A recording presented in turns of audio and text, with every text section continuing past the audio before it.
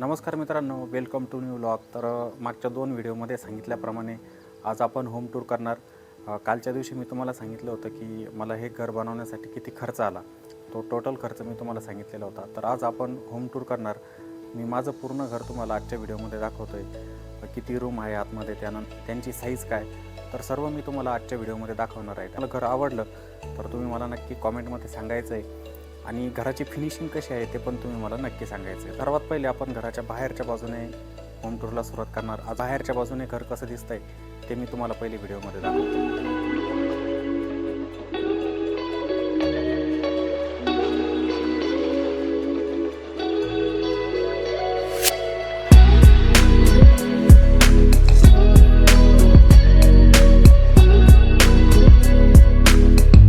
ही आपल्या घराची फ्रंट बाजू, हे समोर गेट, मेन गेट बनवलेले आहे आणि आतमध्ये पोर्च आहे. तर तिथे आपण पार्किंग पण करू शकतो. 4 व्हीलरसाठी आम्ही पार्किंगसाठी जागा पण सोडलेली तिथे. रॅम्प पण बनवलेला आहे आम्ही आणि समोरच्या बाजूला इथे झाडे पण लावलेली बघा. आपलं घर सुंदर कशामुळे दिसतं तर फ्रंट एलिव्हेशन फार महत्त्वाचं असतं. तर घराला एलिव्हेशन पण छान दिलेलं आहे. घराचं फ्रंट एलिव्हेशन पण छान आहे, तुम्हाला दिसेलच बघा समोरच्या बाजूने. आणि पेंट जो वापरला आहे मी घरासाठी तो एसेन्सचा वापरलेला आहे, अपेक्सचा. पेंट पण महत्त्वाचा असतो, पेंटमुळे आपलं घर रुबाबदार दिसतं. तर मला सपोर्ट कोणाचा नाही, म्हणजे मी स्वतः व्हिडिओ शूट करतोय, त्यामुळे काही वेळेला तुम्हाला दाखवण्यासाठी पण अडथळा येऊ शकतो. पण मी चांगल्या पद्धतीने तुम्हाला घर दाखवण्याचा प्रयत्न करतोय. तर हे फ्रंट गेट आमचं. आपण इथून आतमध्ये जातोय आता.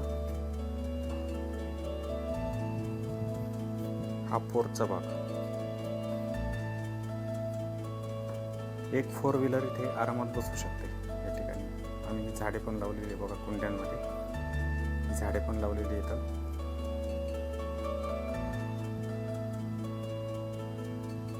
बाहेरच्या बाजूला शू स्टँड पण बनवलेलं आहे इथं. चप्पल वगैरे आपण ते बाहेरच करू शकतो. आणि इथं आपण एंटर होतोय आता हॉलमध्ये. आपण हॉलमध्ये प्रवेश करतोय. हा आमचा हॉल. इथे प्रवेश केल्यानंतरच एल टाईपमध्ये सिटिंग आहे. एल टाईपमध्ये सिटिंग आणि समोरच्या बाजूला या ठिकाणी TV पॅनल. आम्ही पूर्ण वॉलला इथे पॅनलिंग केलेलं आहे. हे तुम्हाला भिंत दिसत नसणार बघा या साईडला. हे पूर्ण तुम्हाला फर्निचर दिसतंय. हे पूर्ण पॅनलिंग केलेलं आहे. इकडे लोअर पट्टीचा वापर केलेला आहे.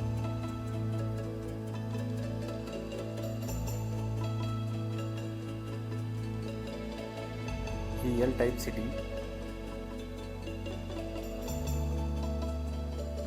आणि व्हेंटिलेशनसाठी ही मोठी विंडो पण आम्ही इथे ठेवली. 7x4ची विंडो आहे, म्हणजे प्रॉपर व्हेंटिलेशन होतं, हवा येते घरामध्ये आणि उजेड पण असतो घरामध्ये.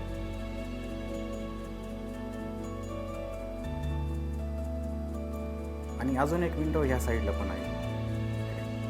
ही छोटी विंडो आहे डोअरजवळ.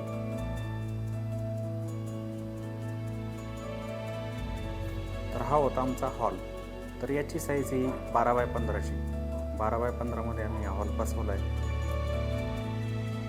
आणि आपण जेव्हा आता समोरून आतमध्ये जाणार, तुम्हाला 2 डोअर दिसत असणार इथे बघा. या साईडला एक आणि ह्या साईडला एक. आपण पहिले किचनमध्ये जाऊया.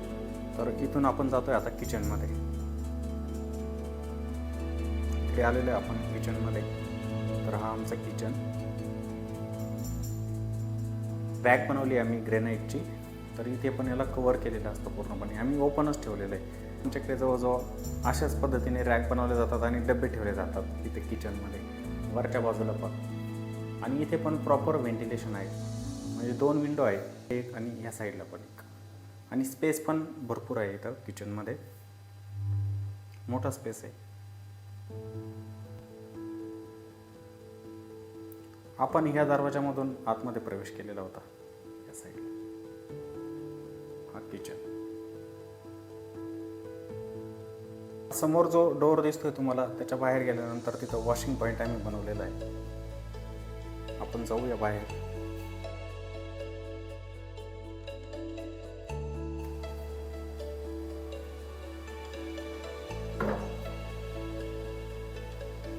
वॉशिंग एरिया या साईडला पाठीमागे. तीन साईडने स्पेस सोडलेला आहे, त्यामुळे प्रॉपर व्हेंटिलेशनला पण मदत होते.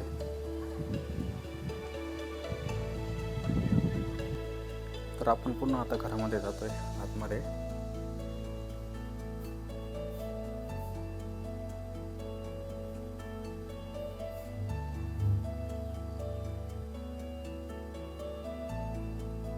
पुन्हा आता हॉलमध्ये एंटर होतोय. हा आपला हॉल आहे, इथे बघा, हा आपला हॉल.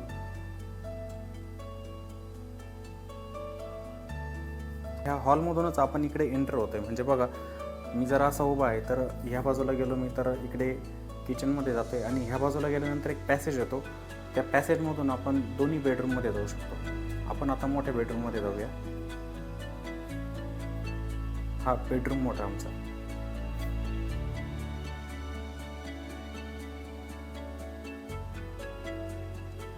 तर इथे आम्ही बेड पण बनवला आहे, म्हणजे फर्निचर मी बनवून घेतलेलं. तर त्याच्यामध्ये हा किंग साईजचा बेड पण मी बनवला आहे. ते एक विंडो आहे 4x6ची आणि त्या बाजूला ड्रेसिंग.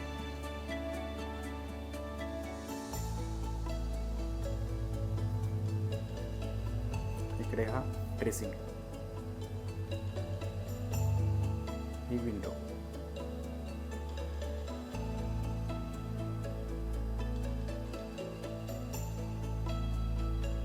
आणि इकडे दोन्ही बाजूला हे हँगिंग लाईट बसवलेली आहे, इकडे एक आणि इकडे एक.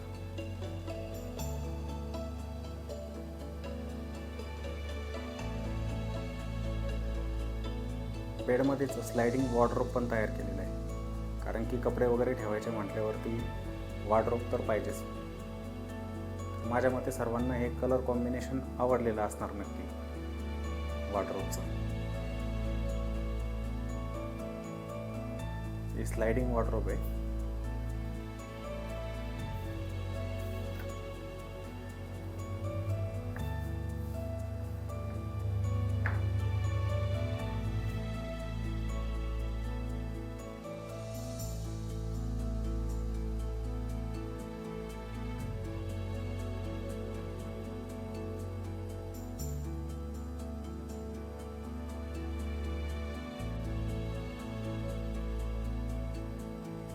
आता आपण ह्या बेडच्या बाहेर येतोय.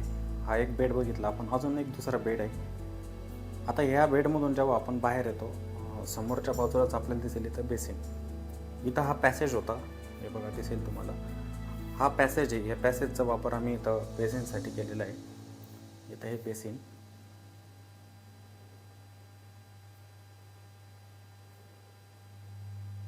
आणि याचा वापर अजून एक म्हणजे याच्या खाली जी जागा असते ना, त्या जागेचा पण आम्ही वापर केलेला आहे इथे काही वस्तू ठेवण्यासाठी. बघा, या अशा पद्धतीने बनवून घेतलेलं आहे. इथं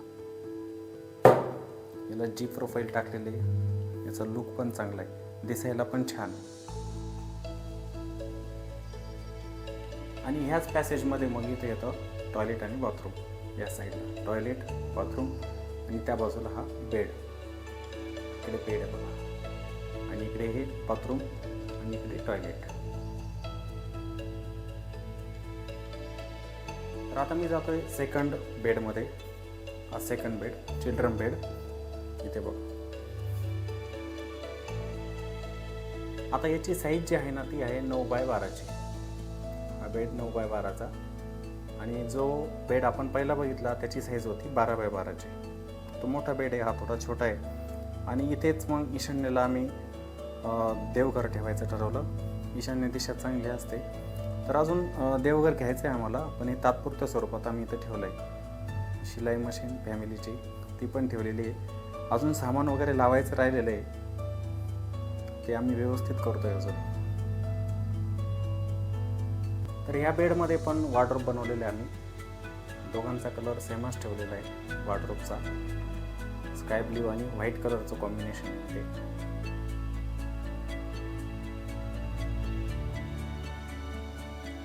आणि ह्या रूममध्ये पण 2 विंडो आहेत, म्हणजे प्रॉपर व्हेंटिलेशन आहे. हवा पण येते आणि उजेड पण असतो रूममध्ये.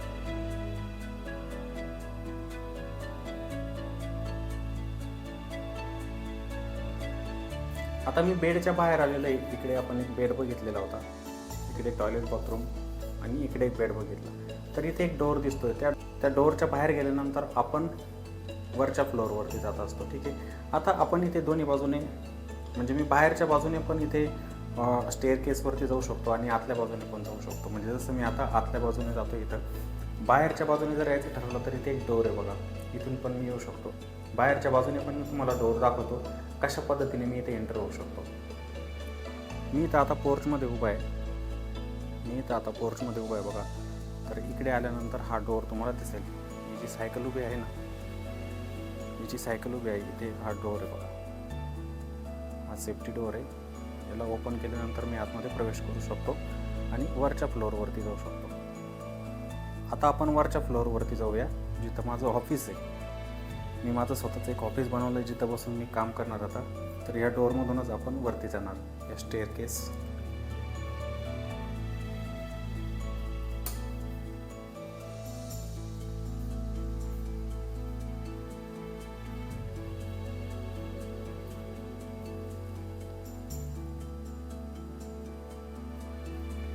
बाहेरचा एरिया दिसतोय बघा विंडोमधून.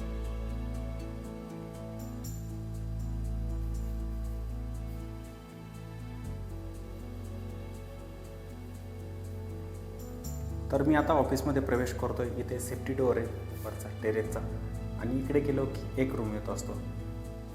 हेच माझं ऑफिस.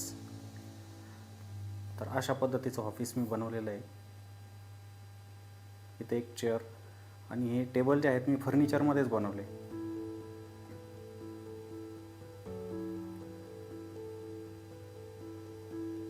आणि यासमोर स्क्रीन, या बाजूला 2 स्क्रीन, इकडे CPU, त्यानंतर इकडे लॅपटॉप, या बाजूला अजून एक स्क्रीन. आणि हा माझा फोटो जो मला गिफ्ट केलेला आहे. आपली ऑक्टोबर 2024ची बॅच होती, मी जे क्लास घेत असतो, तर त्यांनी माझंच एक पेंटिंग तयार केलं आणि मला गिफ्ट केलेलं होतं.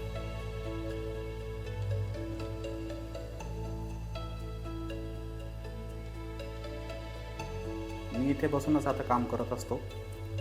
2-3 दिवसच झालेले. माझी तब्येत पण बरी नव्हती. 1 महिनाभर मी कोणतंही काम केलेलं नव्हतं. मी आता 2 दिवसापासूनच सुरुवात केली. इकडे फ्रेंच डोअर आहे, हा फ्रेंच डोअर.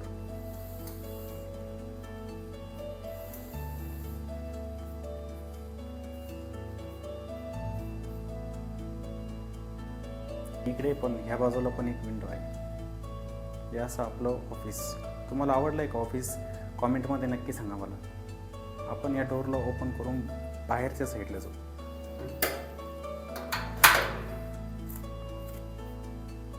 इथून आपण बाहेरचं पण व्ह्यू बघू शकतो, बाहेर येऊ शकतो. हवा पण येते घरात. ही समोरची बाजू, बाल्कनी. इकडे पण आता घरं झालेली आहे आणि घराच्या समोर झाडे पण आहेत. छान वाटतं.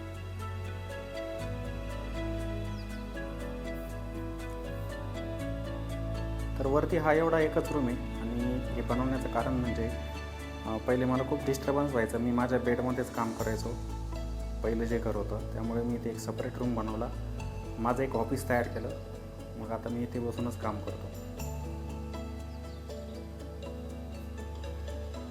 आता आपण जाऊया टेरेसवरती. इकडे आलेलो आहे आपण आता टेरेसवरती. हा टेरेसचा भाग मोठा आहे. टेरेस पण वरती ही जी सीडी आहे, पाण्याच्या टाक्यावरती ठेवलेले आहे 2.